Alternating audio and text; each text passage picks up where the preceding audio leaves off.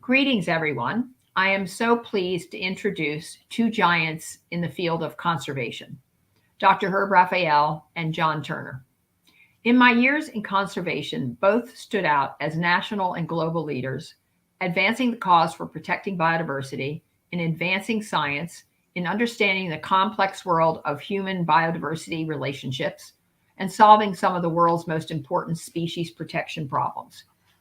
They both set the stage for what we now know is the critical importance of sharing the planet with millions of species, most of which are critical or will turn out to be critical to our own survival in some way or another, and all of which seem to be sharing the same terrible consequences as we all are from climate change and irrational development, along with other environmental issues. And this interview comes at, in my view, at an auspicious moment when world leaders are now gathering in Montreal for the Conference of the Parties of the UN Convention on Biological Diversity. First, let me introduce John Turner. When I started my work in conservation, John was the director of the Fish and Wildlife Service. Everybody viewed him as one of the best directors the Fish and Wildlife Service had had in a long time. He did remarkable work there. And when he left, he then moved on to become Assistant Secretary of State for Oceans and International Environmental and Scientific Affairs at the State Department, carrying on an extraordinary conservation perspective. He is a lifelong river guide. He calls himself a dude rancher. I'll have to figure out what that means. He's a wildlife biologist and a conservative conservationist. And he served in the Teton County Republican in the Wyoming legislature for 20 years before being appointed to the George H. Bush and George W. Bush administrations, which, by the way, as we gaze back over these decades to those administrations, they were extraordinarily great moments for the Fish and Wildlife Service. So thank you, John. He received a BA in biology from the University of Notre Dame, and then later an MS in wildlife ecology from University of Notre Dame. But this is my favorite part among all of the things, which I just discovered. In his final year, John helped coordinate the first Earth Day in April of 1970. So he is very dear to the hearts of everyone at Earth Day. Herb, I've known for a very long time. He's now retired, but I knew him as the chief of the division of the International Conservation of the Fish and Wildlife Service. And he served there for 30 years. And I worked with him when I was at National Audubon and other places, a remarkable person. As division chief, he directed conservation projects worldwide with an emphasis on developing human resources locally and addressing root problems that threaten the world's biodiversity and wildlife.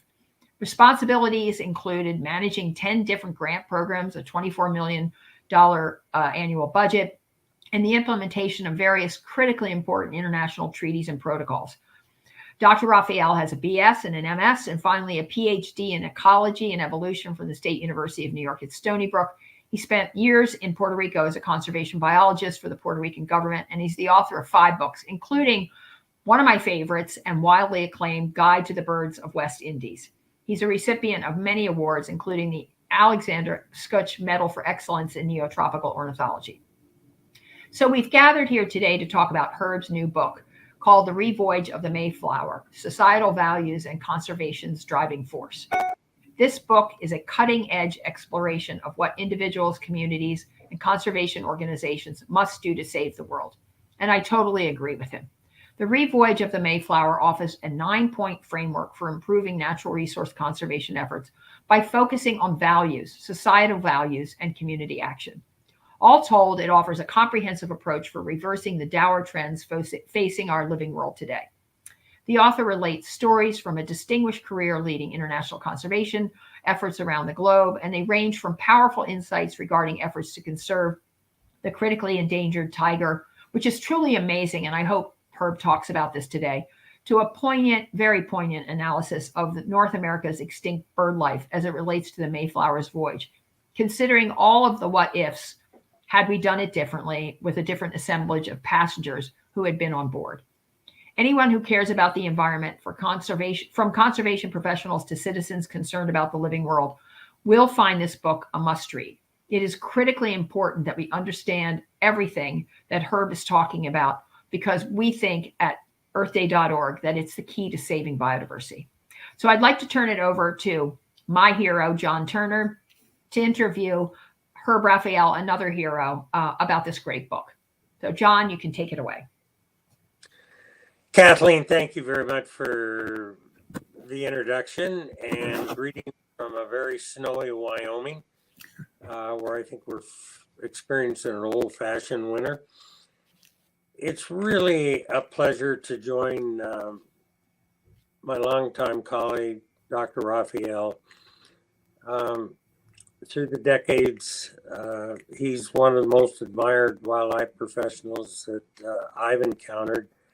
He has really been the point for the United States for decades around the world in wildlife conservation, from everything to tigers to wetlands to turtle habitat, migratory birds, and certainly his contribution to this, you notice, in identifying, helping us appreciate the birds of the Caribbean and the West Indies. And he's made a real contribution with this newest book, Revoyage of the Mayflower. It, at a time when we're losing our living resources around the globe, we're slipping in the battles, including here in the United States. I think Herb prompts us all, invites us all with a pretty controversial taking stock of where we're at.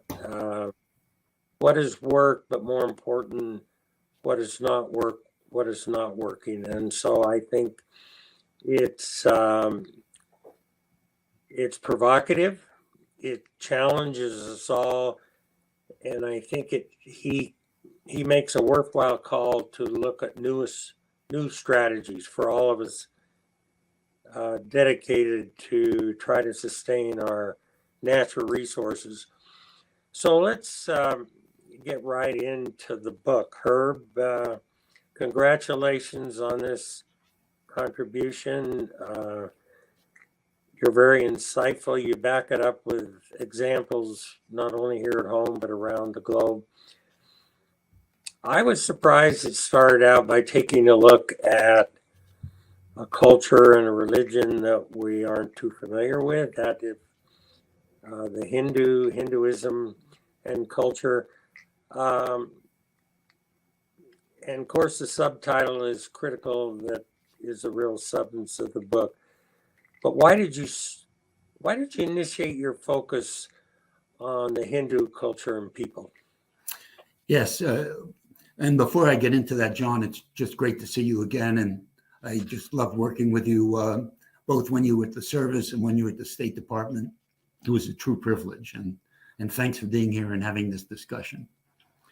And you know, it's a very interesting thing. I focused on Hinduism sort of early on as I started to recognize how important values were, because Hindu values are so different than our values when it comes to biodiversity conservation.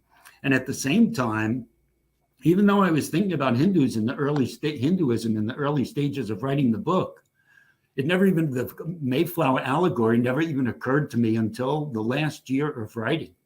And in fact, we'll talk briefly about a comparison of endangered birds between India and the United States.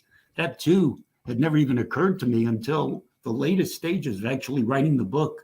And it just goes to show how, even though I was thinking about values, how these things don't occur to us because they're just not in our common frame of thinking.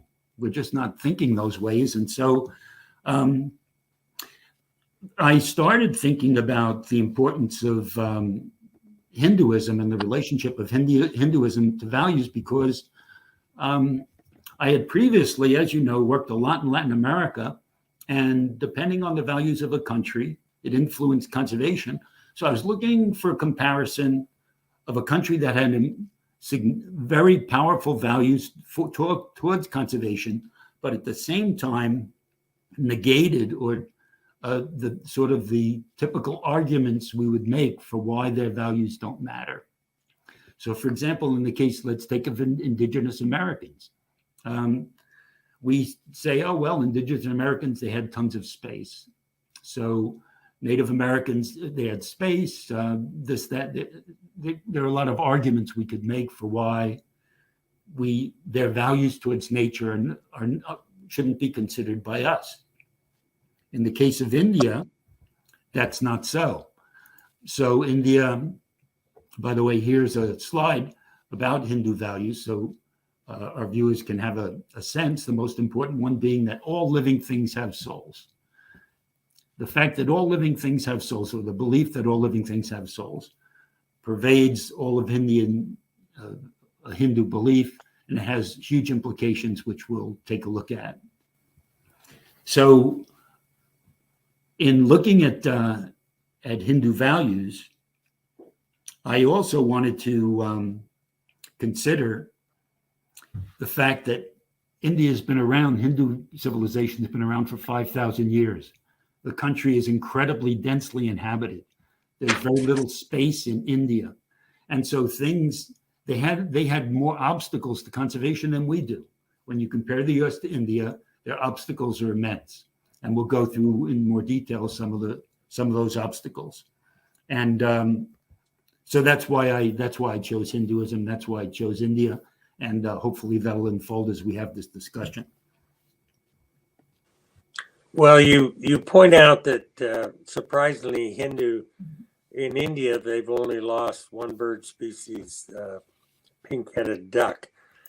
I was taken in your book, reflective of the values thing that you discussed, the people that put rice, speckles of rice outside their doorstep at night. Yes. And said that we're all connected with life. Their well-being reflects on all of us, and the ants have to eat too. And so their consideration for ants reflected that. You talked about birds and the comparisons. How about other comparisons with different taxonomics, fauna, North America, India? Right. To quickly just summarize the bird situation, here's a list of the extinct birds in the United States.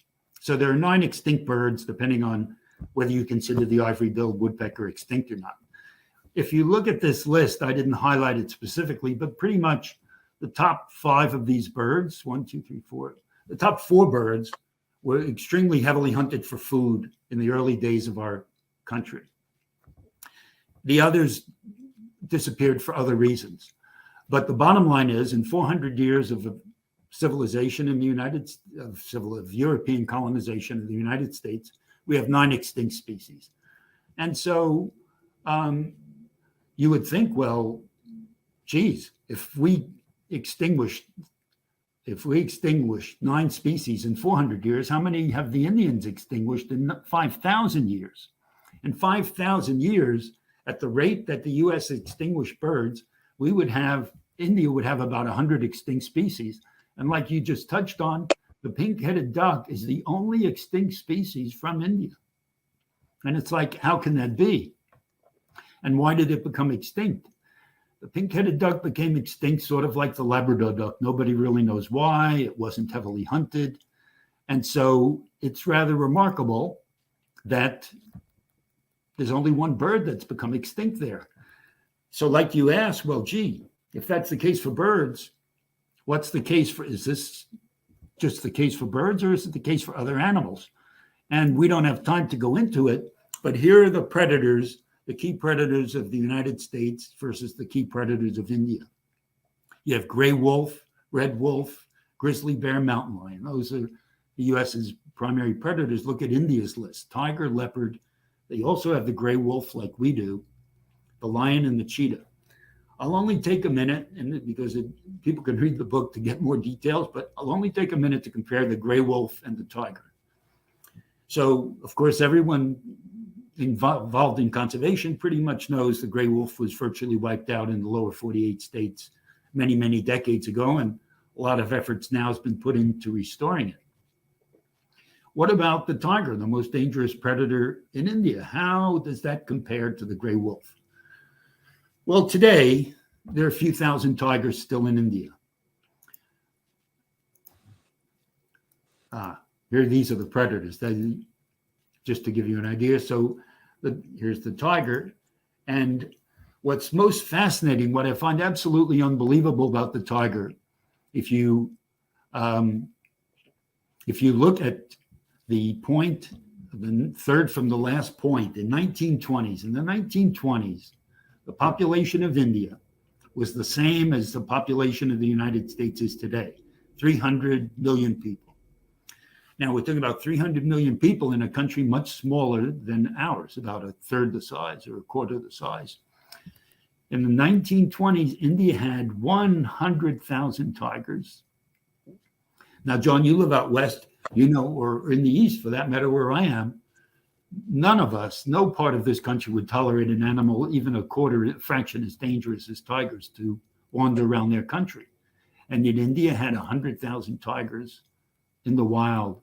And since that time, now that they're down to just a few thousand, those that have been eliminated, they've not been eliminated because they're a pest. They've not been eliminated because they kill people and because they kill livestock. They've primarily been eliminated for export to other countries to be used in those countries, whether it's for medicine or use of the skins or whatever. It's an external demand for them, not an internal need in India.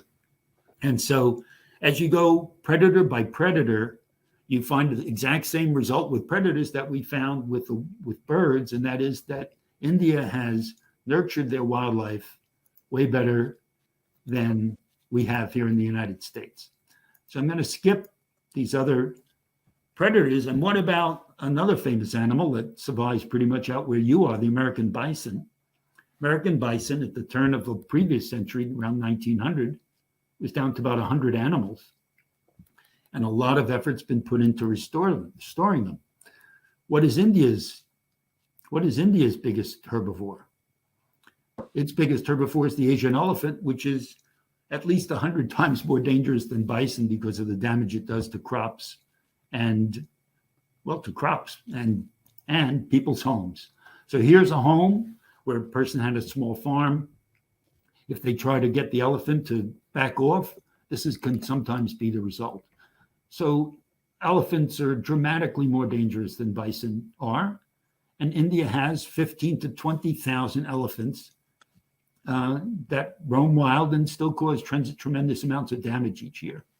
And so whether you're looking at major herbivores, predators, bird life, the result is always the same. India has just been a much better steward of its wildlife than we have.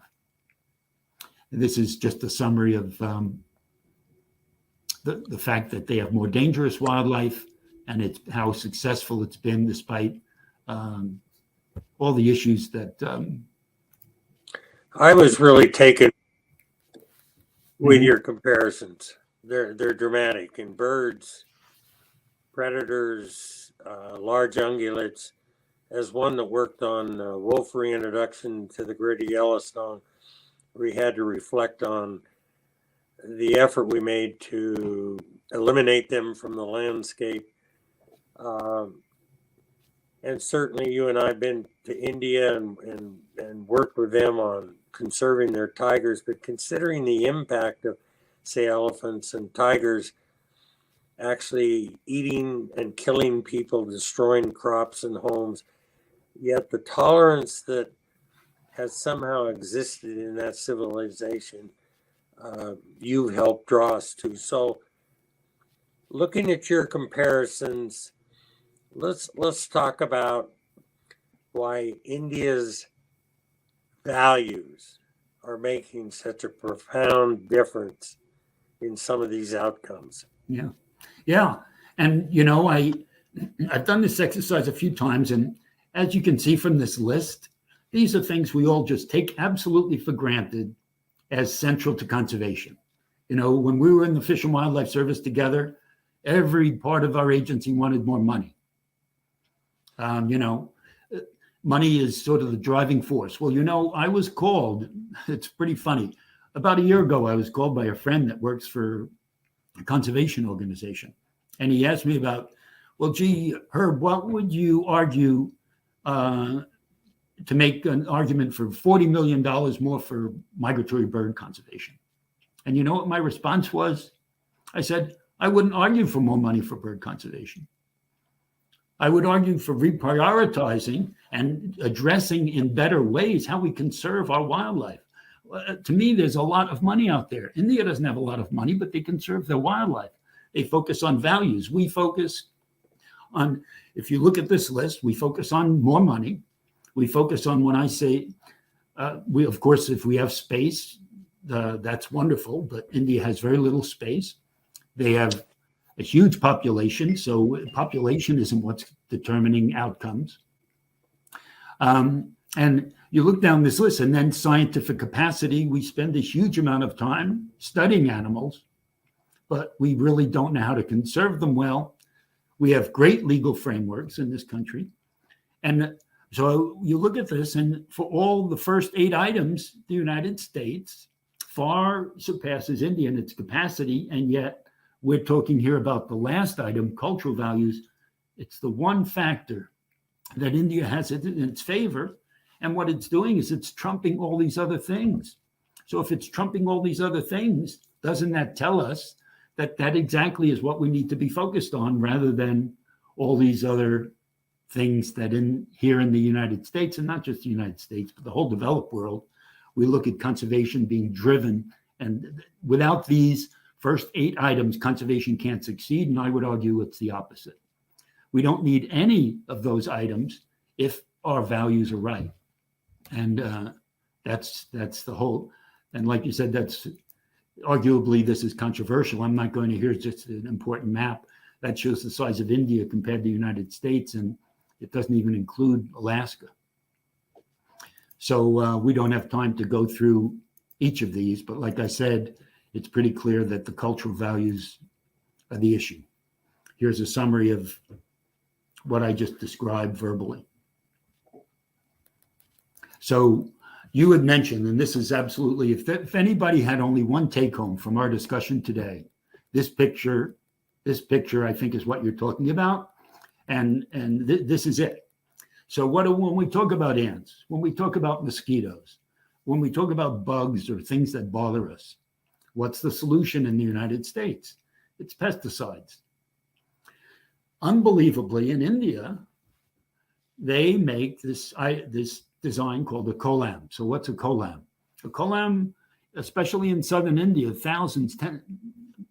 millions of Hindus daily will take rice powder and make a pattern on the ground to attract insects and small critters. And the purpose is to remind themselves about how important they are to life, and that they're just as important to life as all other living things. And so they're attracting things that we would put out pesticides to eliminate. And that tolerance of critters that we would consider a nuisance is basically the night and day difference between our value system. And the consequence has been this unbelievably powerful conservation consequence in India. I like the way you prompted us to look at the traditional approaches that we've taken for so long: good science, more money, more law enforcement. Those are what we've traditionally looked at. And of course, right, as we look at the peril of so many of our wildlife resources are in right now, and we look at all the blizzards of books and writings and approaches in our schools, in our literature, and so forth, why have our universe of conservation not notice, not recognize the importance of societal values? Why is that? Yeah, it's an absolutely fascinating question, and here I am. I mean, I spent a lot of time thinking about it, and I didn't even completely understand it until close to when I retired, after decades and decades of working in conservation. And it's a sort of a long story. There's not an easy answer to that.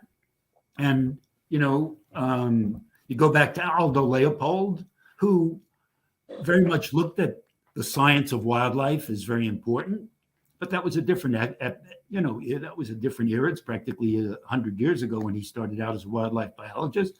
But that continued a tradition.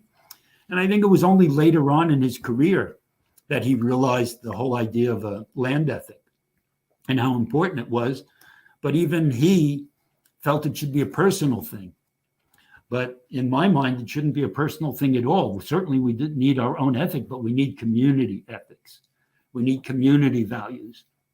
And even he who was the cutting edge, Aldo Leopold, never came to that. And our profession just never evolved past Aldo Leopold's thinking in this regard. That's certainly my sense. And as far as looking around, I think we're a very introverted country in terms of how we look at wildlife. There's the North American wildlife conservation model that many experts in the United States think is the cutting edge of conservation. And to me, it's not even close to the cutting edge. And because wildlife biologists in the US have not looked outside of our borders. So why haven't we looked at what I'm saying about India seems rather obvious when it's put in front of you in terms of predators or extinct birds.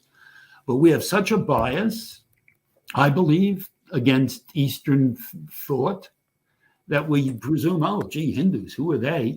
Why would we build any type of conservation values around how Hindus think?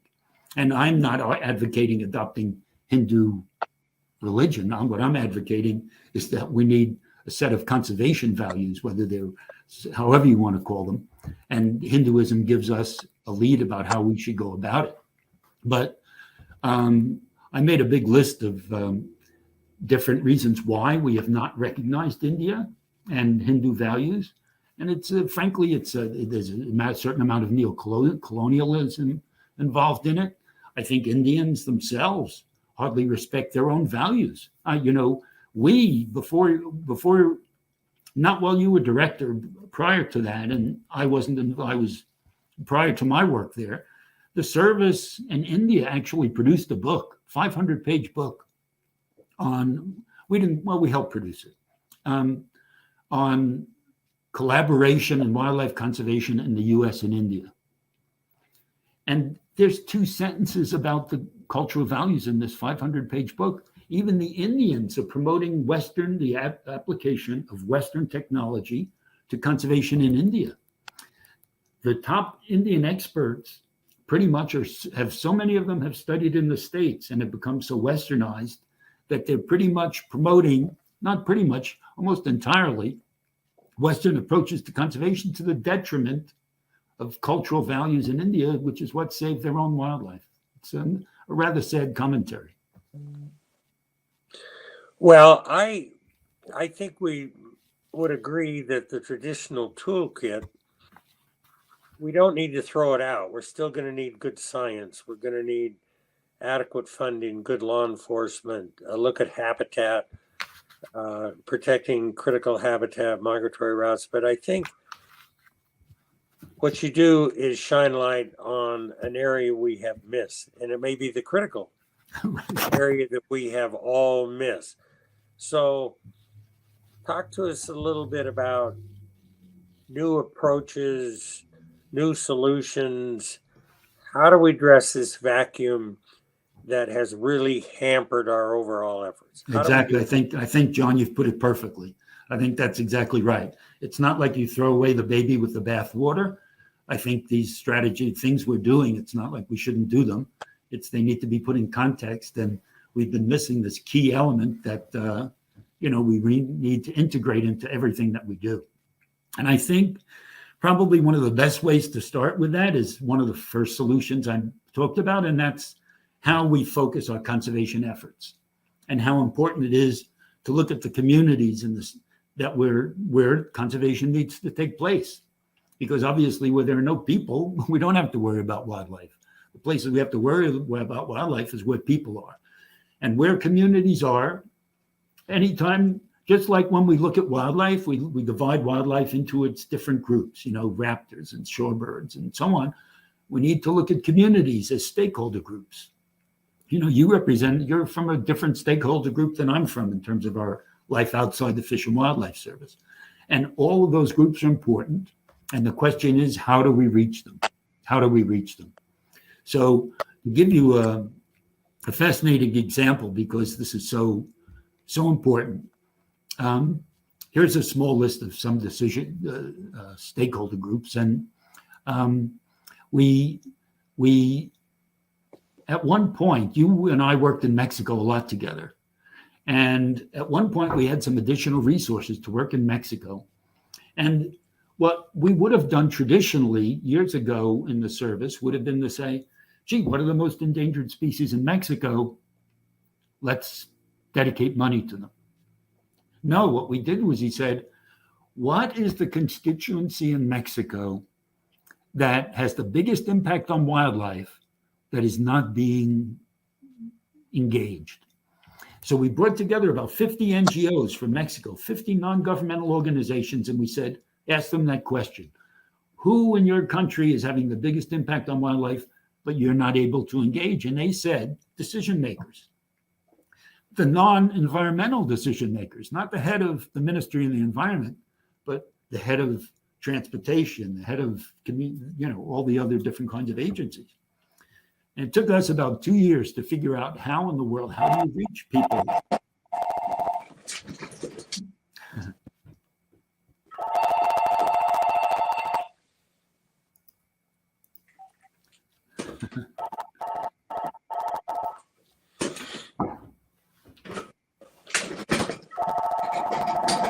You want to take that?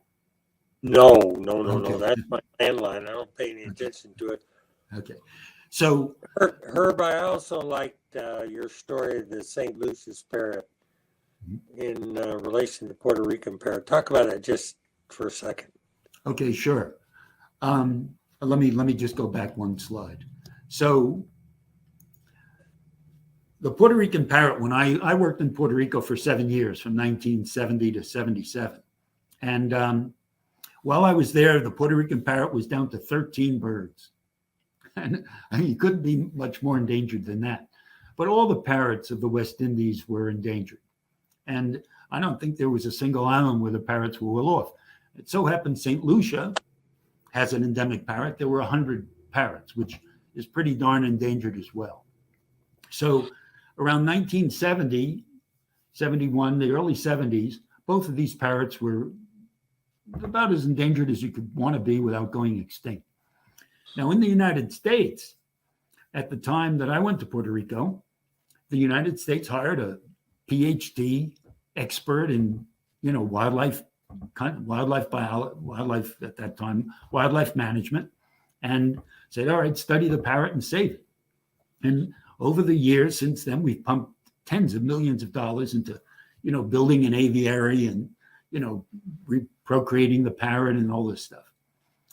Which, by the way, with very little engagement of the Puerto Rican government. I worked when I was in Puerto Rico, I wasn't working for the US government, I was working for the Puerto Rican government, and we were practically completely unengaged in that. It was all just a bunch of scientists up on a mountain, all Americans, studying the parrot. At the same time, in St. Lucia, what do you know, this young kid, a student from the UK, goes there and does an internship. And he happened to be an expert in social marketing. And he said, geez, this parrot is only found in St. Lucia, and the St. Lucians don't know it. So why would they save a parrot that they think is all over the world when, in fact, they don't even know that this parrot is theirs? And he realized if he could communicate to them how important that this was their parrot, and so on and so forth, it could develop pride.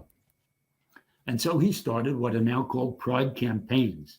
He started this campaign, and he also realized not only is pride important, but he also realized how much easier it is to reach young children than it is to change the attitudes of adults and old timers like you and me.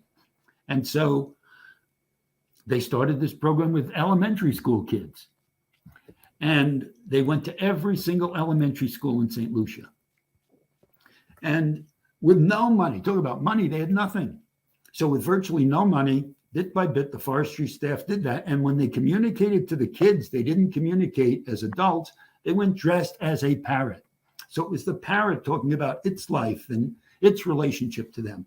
And lo and behold, over time, the whole attitude of the island, of the people of the island of St. Lucia changed to the point where people with pet parrots were taking them in and wanted to release them. A taxi cab driver took a foreigner that wanted to collect the parrot. He took him directly to the police station.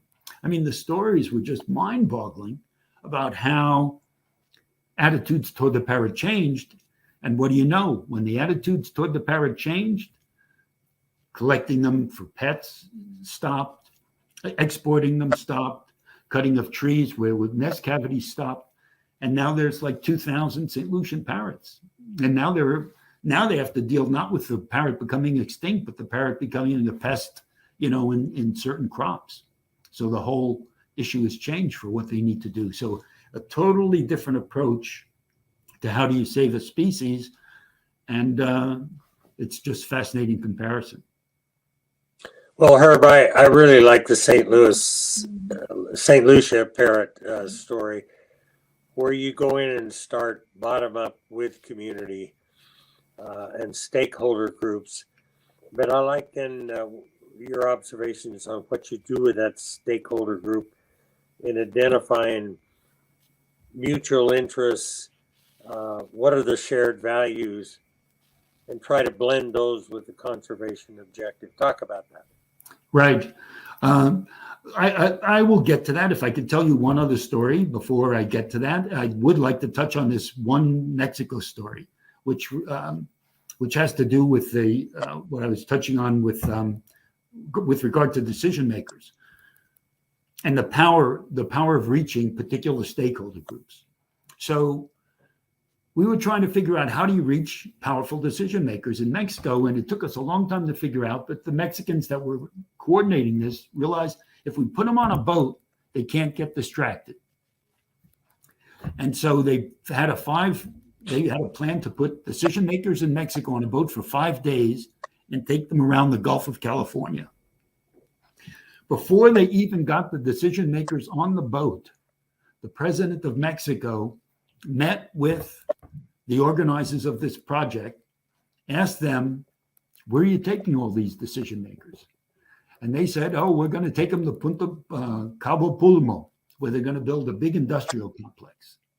And the president said, well, has a permit been approved for that project? And they said, yeah, it's already been approved. Well, to make a long story short, within a few months, the president canceled the permits and that project never took place. And this is before we even took out any of the decision makers on a boat. It's just mind-boggling, the impact when you focus really effectively in the right way to have, with regard to decision makers. So let me see if I can catch up here. Yeah, identifying shared values and what's the mutual interest within those state groups of variety. Yes. I think, the shared values, the best example I can give you is one that, it relates to somebody you and I mutually knew, Jack Turnell. I think that's probably the best story I can tell about shared values. The conservation world, each conservation group seems to have its own values. They spend very little energy trying to share values, just like they tend not to share resources. And if you don't share values and you don't share resources, you can't send a common message. But in terms of shared values, Jack Turnell was from your state, Wyoming, and he was famous for rediscovery of the black-footed ferret. And it was after you were director, but they had this program, Walk a Mile in My Boots. Were you familiar with that program? It was subsequent to your directorship. At any rate, Jack came in to the Washington, D.C., where I worked, as a he was going to substitute for our director, who at that time was Dale Hall, and he was going to substitute for Dale for a day as acting directors. And the whole point was, let's have ranchers and farmers experience what the job of a bureaucrat is, so they'll get to respect it. And let's send some bureaucrats out to some ranches and farms so we can respect, what ranchers and farmers have to go through with all the regulations and stuff we pour down on them. So I was like, well, gee, Jack, I have nothing to do with the Walk a Mile in My Boots program, and I don't deal with ranchers. And they brought him into my office for half an hour, sort of, I think it's a time filler, because we had no programmatic interest in common. So I'm sitting there with Jack. We're chatting. Jack's looking out the window half the time. He has very short time, attention span. And I said, oh, dang, it's a half an hour, no big deal. And he went off to give a talk at lunch. And what do you know, during the talk at lunch, he started mentioning some of the things that we talked about in terms of how to manage land, because we had very similar views about land management and how to engage the people that are living on that land. Okay, well, that was really touching. That was very nice. I was pleased. So 2 weeks later, I get a phone call, and it's Jack, and he says, hey, do you remember me? And I said, yeah, I remember you. But I remembered him because we had a meeting that had, just didn't fit into my work plan. And he says, I was thinking about our conversation. I'd like to do a project with you. And I said, a project with me? What kind of, he's out in Wyoming, and I'm dealing with international conservation projects around the world that have nothing to do with the United States domestically. He says, I'd like to do a project. I said, what kind of project? And he said, well, I thought you would come up with something. And I said, huh? It was like, really? And he said, yes, basically the bottom line was he said he wanted to leave a legacy. And he thought I could develop something around what we talked about. And so, again, to make a long story short, I went out to his ranch for 3 days. And I sat there writing up a proposal for the retraining of conservation professionals, one of the 9 solutions I have for how we address our conservation problem. And I basically laid out a whole new strategy for training conservation professionals. And as you're well aware, of course, the Fish and Wildlife Service had the co-op unit system. The co-op unit system, though, is built on sort of the old traditional framework of wildlife conservation.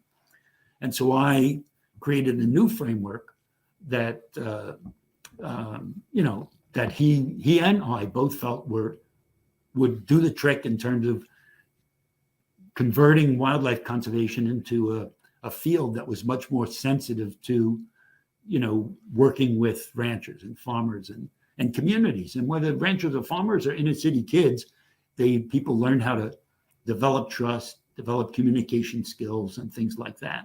And so it was what started out as just an unexpected half-hour conversation turned into this amazing cooperation that we developed, collaboration all because we had very shared values. Well, I'm just taken with your relationship with Jack Turnell. I know him well. I'm glad you got to visit the Pitchfork Ranch on the Upper Meeteetse, magnificent country. And Jack's buy-in, listening to Jack and other neighbors, was really pivotal in the story of successful trapping a dozen to 18 remaining black-footed ferrets, and now in a captive breeding and now release program with pretty good success. But it was the Jack Turnells of the world that when I was in the legislature that gave me some good lessons in hard knock school. You better listen to other people. You better listen to their interests. Yeah. And see what you can share and agree on and work along those lines. So I really personally am taken with that story, and it's a good example. In your book, Herb, you talk about the democracy of conservation, which I think flows out of the Jack Turnell example and so forth. Talk about that. Democracy of conservation. Yeah. You know, as we alluded to earlier, there's, of course, this powerful evolutionary history of conservation in this country, in the United States. And the hunting community, going back to those endangered species we talked about, before the 1900s, hunting was, market hunting was very prevalent. And of course, that ended up with the demise of things like the passenger pigeon and so on. And so hunting was reorganized so that market hunting was eliminated. There became a new set of values to how you go about hunting. Funds were created through the Pittman-Robertson Act so that there was money to help restore habitat for hunted animals.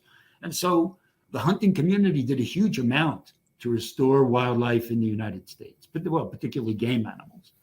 So deer and other game animals have turkey, wild turkey. I have wild turkey in my yard.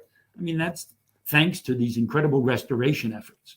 So the thing is that those restoration efforts had certain positive, but also some other not so positive consequences.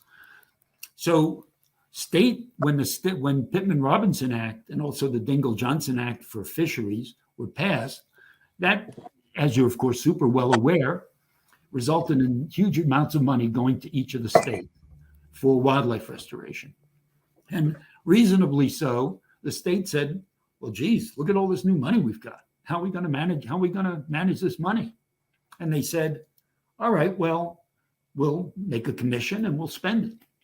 The thing is that because all of that money was generated by hunters and anglers, the commissions were all hunting and angling commissions, which when the act was passed, made all the sense in the world. The thing is, over time, as backyard birding became more popular and these other outdoor activities, bird interests have expanded, the local state commissions have remained very much managed by hunters. So in my state, Massachusetts, I think 1% of the state hunts, some 1-2%, very small. Up until the 1990s, the hunting commission, everyone on the commission had to be a hunter. You couldn't be on the commission if you weren't a hunter. Now, with a reformation of those rules, I think up to 2 people can be non-hunters. But the bottom line is the commission's very focused on hunting. As a consequence, we had a big battle here on Cape Cod, where I live. There were wildlife killing contests here. Wildlife killing contests? They're coyotes. They're killing coyotes for fun. And I would argue, and the state was arguing, is that a conservation value we should accept or not accept? They were arguing about it. Does killing coyotes have, what does that do to the balance of wildlife in the state, and purely scientific issues with regard to coyotes? And I would argue that whether you kill coyotes or not is not a scientific question. There's a huge human ethical question. You kill animals for fun. And I would, going to this issue of the democracy of conservation, well, some hunters, not all, of course, but some hunters might want to shoot coyotes because it's fun to shoot. It gives them something to shoot at. If you really democratically looked at conservation in Massachusetts, I would argue that there's probably no way that that Massachusetts as a community would find that acceptable. And so every state, every community, it's very important that the voices of everyone be heard. And it's only through hearing everyone's voices that we can look at the values and figure out which ones are shared. And now that we've identified those shared values, if you do it properly, you need to build up institutions to make those values a reality, because they start out as ideas, but ultimately they have to be practiced on the ground. So all these things are connected, and that's the issue of democracy and conservation. And we're very weak at it here in the United States. Well, personally as a hunter and a fisherman, addicted to those outdoor sports, I think we all have to recognize that historically, the agency have had a focus on species that we can take, that we can utilize, the good stuff that we like, but also acknowledging that it was the outdoor sportsmen who willingly said, tax us, Yes. charge us license fees so we can support wildlife. And it was groups like Ducks Unlimited now that have put hundreds of millions into wetland habitat restoration and protection that protects biodiversity. I see some and hope that states are expanding their horizons into more to biodiversity. You look at Tennessee, that was a leader on migratory bird, neotropical birds, and here in Wyoming we find an expansion. But I think you make a good case that the scope and the strategy of state agencies is vital that it be expanded, because here in the United States, it's the state agencies that own and have jurisdiction over a great many of our species. Yes. The federal government has a look at anadromous fisheries and migratory species, and those that we listed as classified, threatened, or endangered. Do you think that case is the same at the federal level for federal management resource agencies? Absolutely. I really do. And it's not, I don't think it's as cut in black and white as it is at the state level because of the Pittman Robinson Dingle Johnson money. But I think unquestionably, because at the federal level, there, where does the federal government find a lot of its professionals? Well, a lot of the professionals it finds come from the states. And I would argue that I wouldn't be the least bit surprised if the majority of state people that go to work for the Fish and Wildlife Service, for example, don't realize how differently state agencies are funded versus how the federal government is funded. You and I would probably take it for granted that state agencies are PRDJ money primarily, and the Fish and Wildlife Service is taxpayer money, general taxpayer money. But I don't think that crosses the mind of many people, and they presume that the missions of both are the same, and the missions of both are not the same. And so, yes, I think I asked again, after your tenure with the service, I remember asking, when is the service going to do some kind of an evaluation? Not, they've always done this, how much money is spent on this wildlife, activity and that wildlife activity.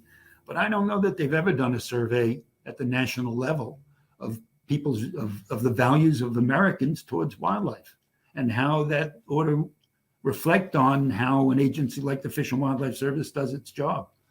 And I think that would be an incredibly valuable tool for an agency like the service, because the more the service fits in to the values of the country as a whole, the more it's going to be known, respected, supported, and all those things.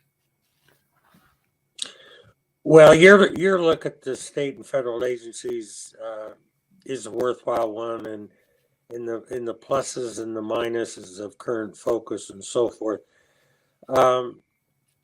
You talked about the personnel, very dedicated, hardworking people at all levels that work for wildlife conservation. And as I think back through my decades ago education in wildlife ecology and the training that I got, perhaps your quest up the ladder to a PhD, perhaps we need to focus on how we were taught as undergraduates, graduates, how we were taught, how professionals are being taught today that want to go in and make a difference in wildlife conservation. And if your experience mirrored that, maybe it's time to look at a shift in what we focus on in that training and education. Talk about that. Absolutely. We can't be trained one way and then expected to work another way. And even when I was doing one of the requirements for a lot of jobs is a PhD. I went and I got a PhD because my earlier degrees were in other fields, and I felt I needed that as a credential. But to get a PhD, you need to, it almost is built around working independently, picking a topic that you're going to study and become super expert at. And the more you can focus very narrowly on your goal, the more success you're going to have. In the wildlife conservation field, and I'm arguing that we need to learn to work with people and work with communities and identify common values. Those are the opposite of the skills you need to get a PhD. And so, well, I don't want to get into what it would take to restructure PhD programs. Certainly at the master's level, they can easily be restructured.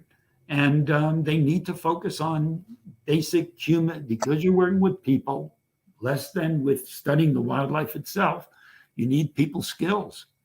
And the most fundamental of those is trust, but in communication and things which I would say generally we say, we take that for granted. Of course you need trust. Oh, of course you need this. And you know what? Most people aren't very good at developing those skills.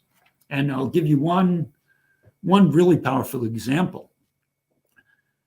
There's a riddle. And the riddle is, if I am a farmer and I sell you a horse for $10 and I buy it back for $20 and I sell it again to you for $30, how much money did I make? Now, it's a riddle, but it's also a mathematical problem. I mean, we could do this with money, right? We could pull out our wallets and do it. And so there's only one answer. So the first time, John, that I heard that riddle, I said, geez, this is a joke. I know the answer to that. And the guy that was moderating this thing, he said, all right, how many of you say it's $10? You made $10. And I was aghast. A whole bunch of people raised their hand. And he said, okay, you guys come over here. And he put them in one corner of the room. And then he said, how many $20? Okay, you go in that corner. How many $30? You go in that corner. The room was full of different groups. And then there was a fourth group that was, there is no answer. It's a riddle and there's no accurate answer. And there were a bunch of people, not too many, but some that were in that group. So there were 4 groups that had different answers to that riddle. All right. Well, that's shocking enough, right? Because there can't be 4 answers to a problem that has only one. So I said, all right, this is really, really strange. But then what the moderator said was, all right, pick a spokesperson. That spokesperson's going to get up in the front of the room and explain why your answer is the correct answer. Now, one of the groups actually took out money and did the transaction. And after each of the groups presented its case for why it was right, how many people, there were 75 of us, how many people changed groups after the re-explanation? 2 or 3. Almost everybody stayed where they were because they had already made up their mind and they were no longer listening. So we talk about communication. Everybody thinks they do it, they can do it well. Most of us don't communicate well at all. And I mean, that was like getting hit in the head with a hammer. And I've run that same exercise. Actually, I took a wildlife agency in Latin America once for an hour and a half on that one question and had exactly the same result as what I'm telling you right now. And I also did this exact same thing with high school students. We ran that whole exercise. I had them get up twice to explain why their solution was correct. And when people would change groups, the only time they would ever change groups practically was during breaks when they didn't have to go up and show that they had made a mistake. Well, Herb, you've opened such a fertile, dynamic area for pondering. The whole idea of bottom up, buy-in by community, find mutual interests, shared interests, collaborate together, build consensus, build on stakeholder groups and get more buy-in. I really like that dialogue. And there's one that was also on a PhD path at one time, became a dropout, decided to get involved in electropolitics. And at least that took a new course of education, and it taught me that you better work with and listen to other folks that have a stake in strategies and programs. You better listen to them and find out where you have mutual interests and shared interests. There's certainly some programs around the country that have tried to initiate that approach. We need more. I think of the National Conservation Training Center that the Fish and Wildlife Service opened in West Virginia, where you can bring government agencies together with corporate folks, environmental folks, and get them to look at shared approaches, share each other's interests and values. We're certainly working on a program like that in Wyoming, here at the University of Wyoming, a new school on environment and natural resources, built around collaboration, consensus building among ranchers and engineers and legal people in mining and oil and gas, environmental interests. So I think you've laid the groundwork in something that should challenge us to put far more effort in, if we even hope to be mildly successful in a shared quest to protect these wonderful, valuable living resources that we share the planet with.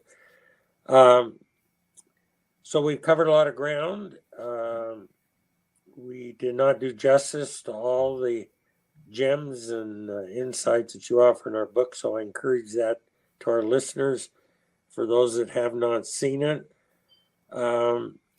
So what have we missed?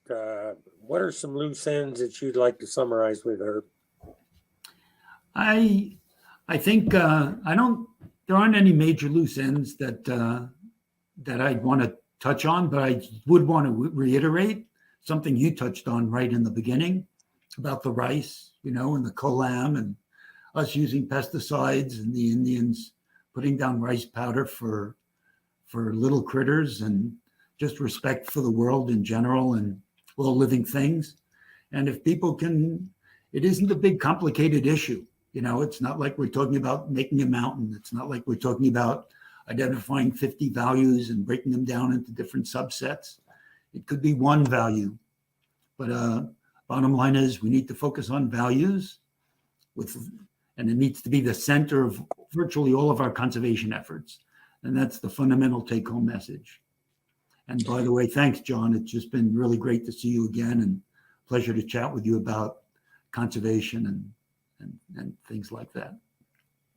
Well, Herb, thank you. You've made a major contribution in the continuing dialogue. I've already commended your book to some university educators, said you need to look at this. Thank you. And take the criticism to heart and ponder what Dr. Raffaele is advocating. So congratulations, friend, with bringing a very thoughtful and timely piece to all of us. God bless you. Thank you so much.